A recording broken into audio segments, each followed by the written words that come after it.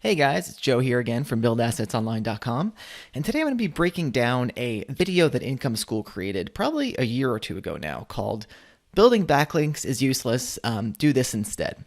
And the point of me making this video is not to devalue what they're saying or to call them out in any sort of way. As a matter of fact, I was a member of Project 24. I had their original course when they first came out with it. And, I've used the methods that they teach, that Income School teaches, to find my footing when it comes to how we do SEO for our businesses. But I do think there is a little bit of a flaw or something left out in this video. And so I just wanted to talk about it because, if you're building an online portfolio, it's important that you understand the whole picture. So the whole thing is sometimes you need to build links for a particular business, and you'll understand why. So quick recap, Income School, their whole thing is that if you make great content, the algorithm will take care of itself. And, if you're satisfying the user, keeping people on the page, making people happy, Google is going to reward you later, as long as you're answering the query. And of course, if you don't build links, you don't have to worry about a penalty. And the content itself is a more worthwhile investment than a backlink. It's better to build the content and let it sit than to worry about building links to it.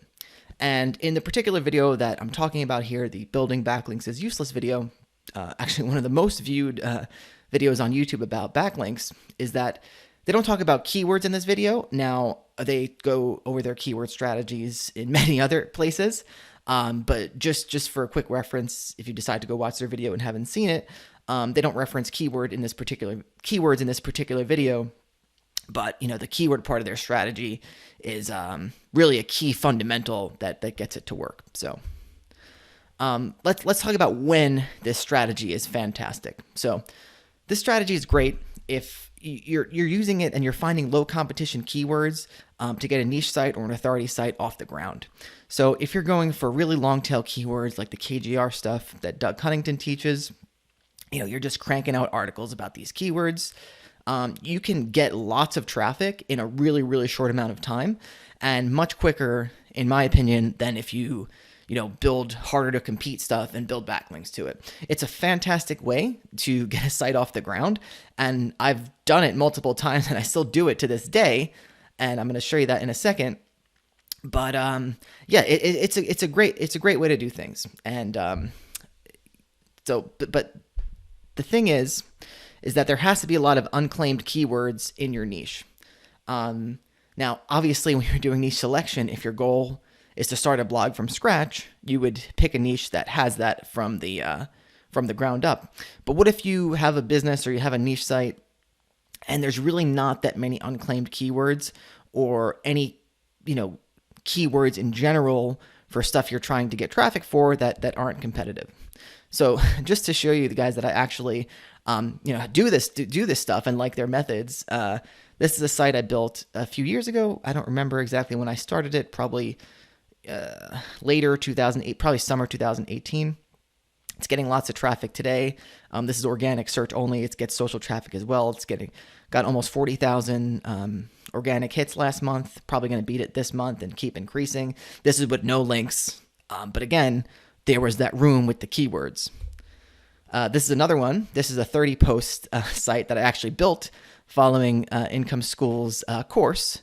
And yeah, this is a seasonal thing. I don't know if they recommend against choosing seasonal things, but regardless, no links, and the site is doing fantastic. If you compare, I know there's a big spike there, but if you compare this year to last year in the season, the site is just continuing to grow, and I expect to have another big spike soon.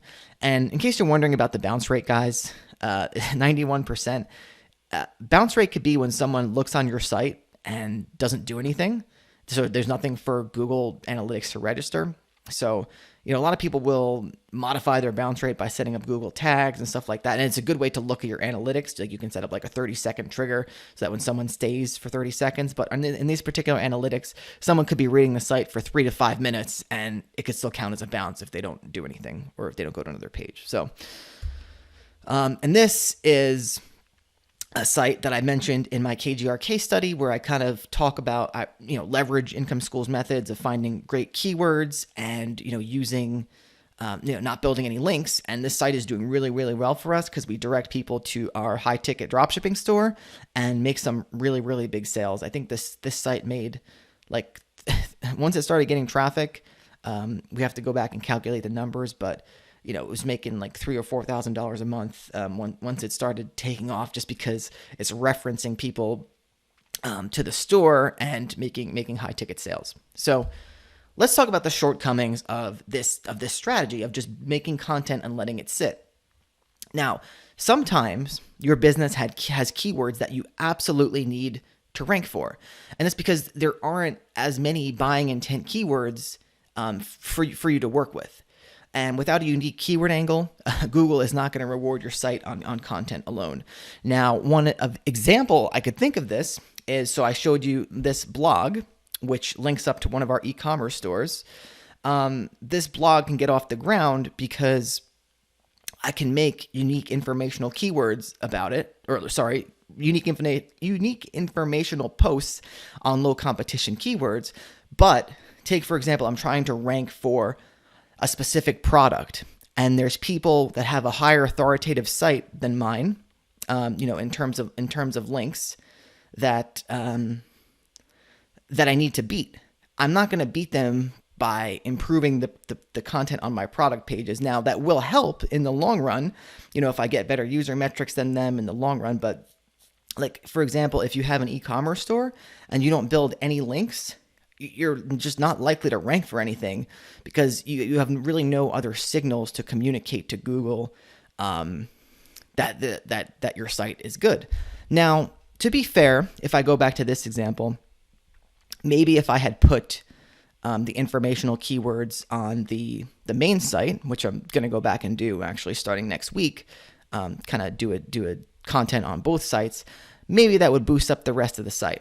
But the fact is that sometimes your business has very specific keywords that it needs to go for, and there's just no way to take that unique angle content approach. Now, if you're starting a blog from scratch, which is the business model that Income School teaches, then yes, it's a very effective method. But not every business, not every website that you buy or acquire or set out to make is going to be like that. So again, let's dive a little bit deeper into the e-commerce store example.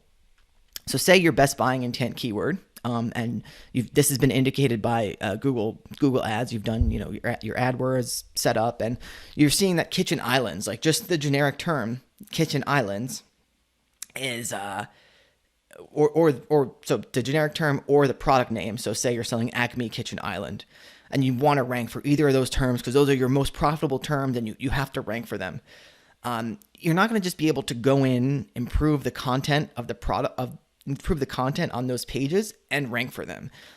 It's just not possible, in my opinion. You need to actually build links. And say there's not enough informational keywords about kitchen islands that you can do that are actually going to drive conversions. So in that case, you have to actually build links if you want to rank the stuff that converts. And it doesn't make financial sense to just build out a bunch of stuff that isn't going to convert. For an e-commerce store, for example, or say you're doing lead gen, it doesn't make sense to build out a bunch of informational stuff and then wait for the links to come naturally to your site or the traffic to come naturally to your site. Because number one, you're going to spend all that time getting out the informational keywords, and you're not going to convert off those the way you do off your primary keyword that Google Ads has already showed you is the winner. So it makes no business sense to wait years to get that off the ground. And in this case, a link building approach is really the only way to get things moving. So in conclusion, I thoroughly enjoy Income School's message, and I plan to continue to do the stuff that they talk about. But it has to be applied in the right way. If you're doing the business model that they teach and looking to start, a blog from scratch, do your niche research appropriately, then it's a fantastic way to do it. Now, we're going to continue to take kind of a hybrid approach where we do that stuff with informational keywords, scale up as many informational keywords as possible. But when we have a term or a product that we need to rank for because we know that's our best converter, or we know there's like a lot of money potential there, we have to build links. And it's not going to be for every site, but in the sense of high ticket dropshipping, which is the biggest cash flow component of our portfolio, it only makes sense that we have to keep building links and continue building links to get us off, to get our store's organic rankings off the ground. So that's about it, guys. I hope this video made sense to you. And, I want to explain a little bit before I sign off the reason why I was inspired to make this video. It's because when you're getting involved in internet business and internet marketing and you're trying to learn all the different aspects of how all the pieces of the puzzle fit together, it's straight up very confusing. You hear about one strategy, one tactic, you're like, oh, that's the way to do it. You hear about something else, oh, you hear this is the way to do it. But what I try and do here is I really want to try and tackle the nuance of the situation, because there are many ways to accomplish something and there are many different strategies that you can use to achieve your goals, but you really have to understand how and when to apply those things. So I really hope you guys enjoyed this video. If you please hit the like and subscribe if you got value out of it. And yeah, I'll see you guys in the next one. Don't forget to get the free course, Online Asset Playbook, in the description below. And that's it.